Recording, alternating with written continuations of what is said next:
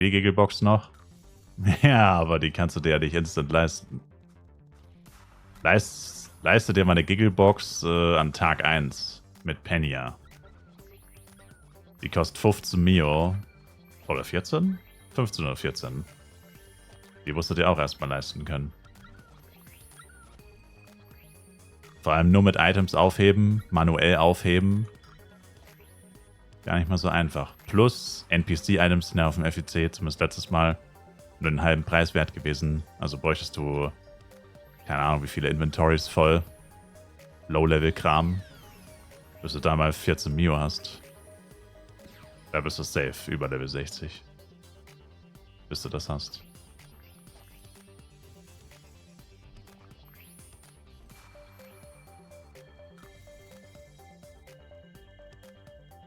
Aber ja, theoretisch, die Möglichkeit gibt es auch.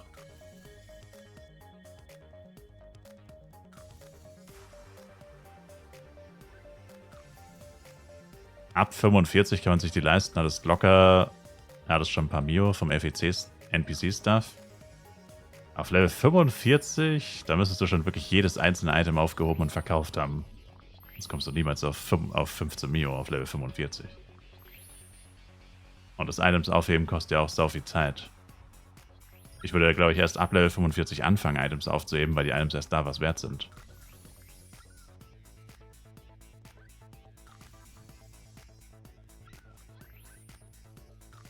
Pet ist auch wichtig. Am Anfang Krampfader.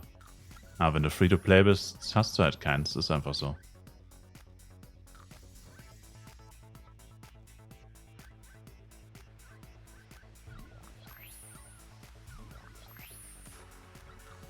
Du hattest ein Pet von Level 1 an. Ja, aber dann zählt's ja nicht.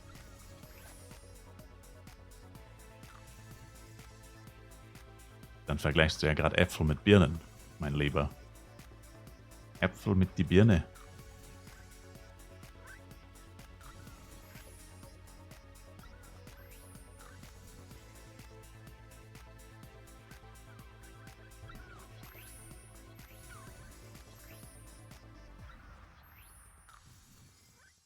Ich würde persönlich sagen, die Wings sind wahrscheinlich sogar fast noch wichtiger.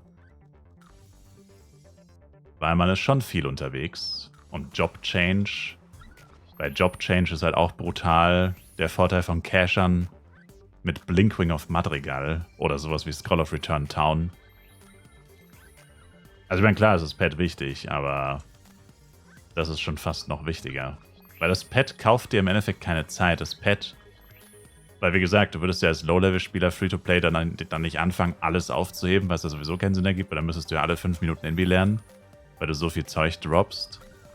Du würdest ja eher, wie schon jetzt hier auch gesagt wurde, einfach passiv, du lässt das Inventar volllaufen und dann gehst du ja aber nicht Inventar lernen. Also ob du jetzt ein Pet hast oder nicht, ist ja eigentlich egal. Du leerst ja nicht immer, wenn das Inventar voll ist, dein Inventar.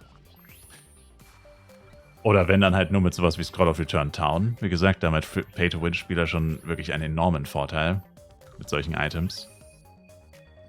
Du machst literally Scroll of Return Town, leerst Inventar und bist innerhalb von 10 Sekunden wieder zurück am Levelspot. Du verlierst literally nur 10 Sekunden, kriegst aber das volle Geld aus deinem Inventar. Free-to-Play-Spieler keine Chance. Oder der Pay-to-Win-Spieler wechselt den Levelspot. Zum Beispiel, er geht von Saint Morning nach Garden of Rises oder Darkon.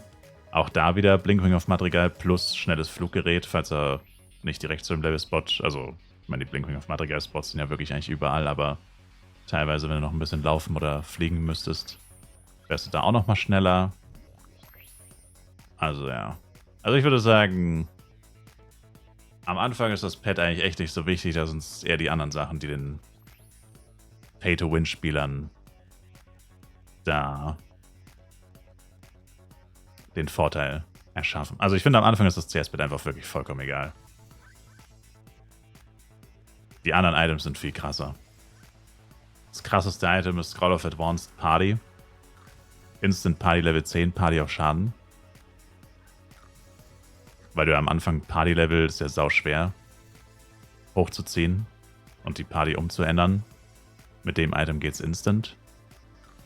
Und dann, wie gesagt, die Teleport-Items, die sind eigentlich am heftigsten. Die haben die krasseste Zeitersparnis.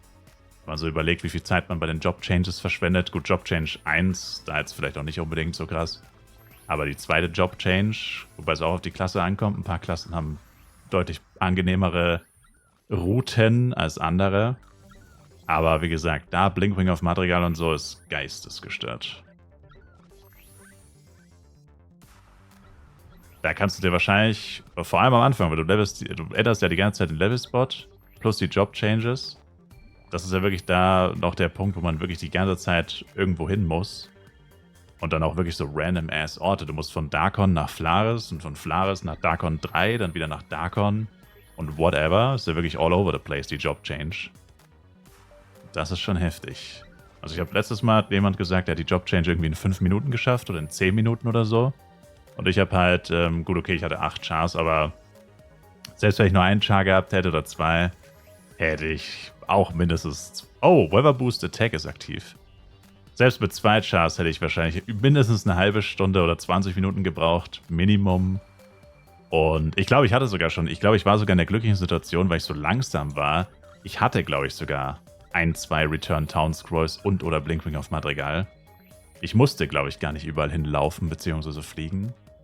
Weil ich war so langsam letztes Mal beim FEC, dass ich da schon irgendwie 6 Tage oder 5 Tage gespielt hatte, bis ich Level 60 war. Und dann durch Dailies habe ich tatsächlich schon ein bisschen was bekommen gehabt. Also war ich sowieso schon ein bisschen schneller, als wenn du es jetzt an Tag 1 schaffen würdest, Free-to-Play. Und wie gesagt, jemand, der halt sich richtig durchportet überall hin, der braucht wahrscheinlich wirklich nur 5, höchstens knapp 10 Minuten. Und jemand, der nichts hat, der braucht halt locker, ja, 20 auf jeden Fall für 2 Chars Minimum. Und die, wie gesagt, anderen skippen es einfach mehr oder weniger. Das ist halt das einzige Problem, Venel Guardian, wenn da halt schon 10 Leute vor dir stehen, bist du halt ein Venel erwischt. Aber das ist halt dann die einzige Schwierigkeit. Alles andere ist quasi im Fingerschnippen erledigt. Das ist schon crazy.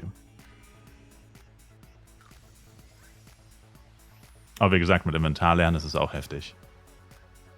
Weil gut, zum Inventarlernen könnte man auch diese anderen Scrolls benutzen. Diese Dingenskirchen, Food Shop und diese Multi-Shop und so. Aber ich weiß nicht, was günstiger ist, ehrlich gesagt. Ich glaube, die Return Town ist sogar günstiger.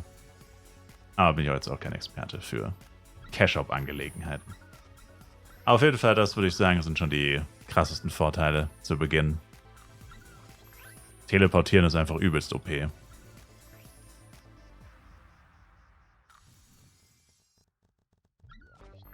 Diese verdammten Teleboards.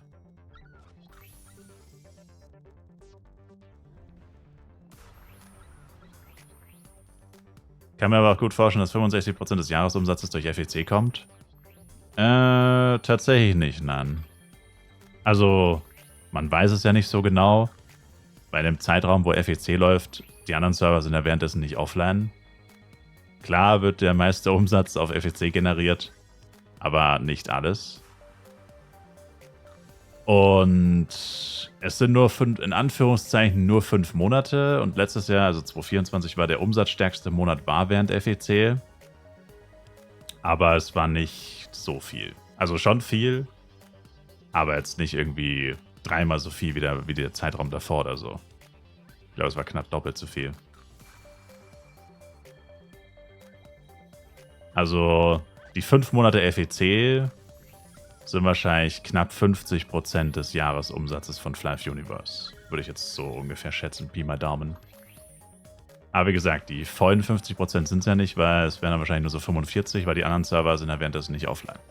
Und es gibt ja doch einige Leute, die FEC auch nicht spielen. Klar, die meisten spielen es, aber es gibt doch einige, die es nicht spielen. Und die cashen ja auch, zum Teil. Also ja, so 40 bis 45% vielleicht, würde ich jetzt schätzen.